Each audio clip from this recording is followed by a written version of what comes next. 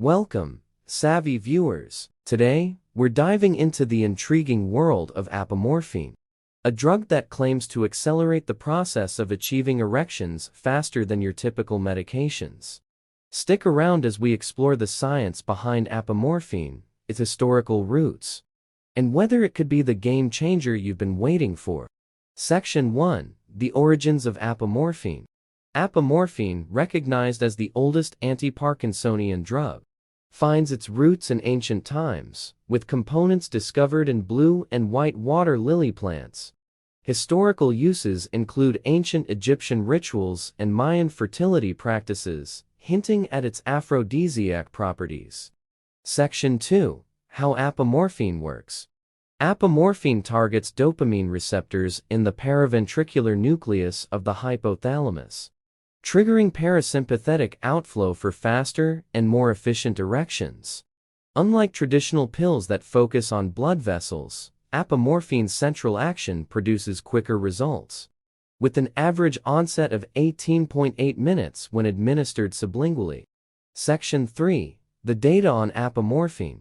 Placebo-controlled trials reveal a 45-47 success rate in achieving firm erections suitable for intercourse. Response rates increase with continued use, showcasing significant improvements in various domains, including erectile function, intercourse satisfaction, orgasmic satisfaction, and overall satisfaction. Section 4. Considerations and caution. Apomorphin shows promise across different comorbidities, including enlarged prostate, heart disease, and high blood pressure. A subset of severe erectile dysfunction cases saw a notable improvement, with 29% achieving suitable erections on the 4 mg dose. Adverse effects, including nausea and dizziness, are mild, but syncope fainting poses a potential risk, especially with doses over 4 mg. Section 5. Takeaways and cautions. Apomorphin is not a one-size-fits-all solution, but it might offer relief for some individuals.